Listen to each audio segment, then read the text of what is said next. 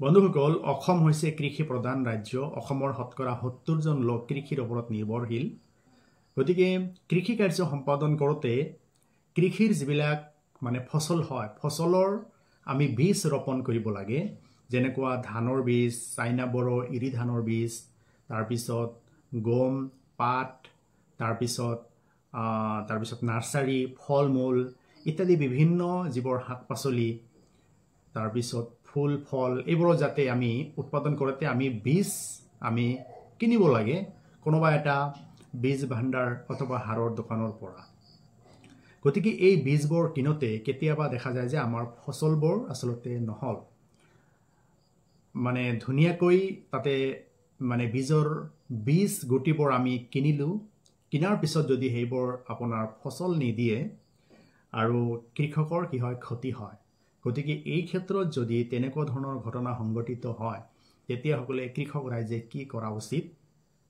গতিকে বিষয়টো হৈছে, যদি কৃষকসকলে দোকানৰ পৰা বা কোনোবা কোম্পানীৰ পৰা অথবা কোনোবা এজেন্সিৰ পৰা বীজ, ঔষধ, কীটনাশক দ্ৰব্য এইবোৰ কিনাৰ পিছত যদি ফসল উৎপাদন নহয় আৰু কৃষকৰ যদি লছ হয়, ক্ষতিগ্ৰস্ত হয়, তেতিয়াহ'লে কৃষকে কনজিউমাৰ প্ৰটেকশ্যন এক্টৰ অধীনত ডিষ্ট্ৰিক্ট কনজিউমাৰ ৰিড্ৰেচেল ফৰামত এটা গোচৰ ৰুজু কৰিব পাৰে।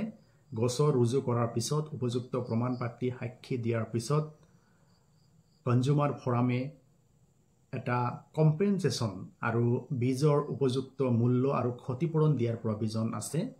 এই ক্ষেত্ৰত দেখা গৈছে অনাৰেবল সুপ্ৰিম কোৰ্টত এটা কেছ হৈছিল 1998ত, মহাৰাষ্ট্ৰ হাইব্ৰিড চিডছ কো লিমিটেড ভাৰ্চেছ AC ৰেড্ডি। ইয়াত দেখা গৈছে যে ছানফ্লাৱাৰৰ বীজ কৃষকসকলে ক্ৰয় কৰিছিল। ক্ৰয় কৰাৰ পিছত ইয়াৰ ফসলটো নহৈছিল, যাৰ ফলত প্ৰতি একৰ মাটিত 2000 টকাকৈ কম্পেনচেশ্যন আৰু ছানফ্লাৱাৰৰ বীজৰ যিটো মূল্য সেইটো ঘূৰাই দিয়াৰ কাৰণে অৰ্ডাৰ পাছ কৰিছিল।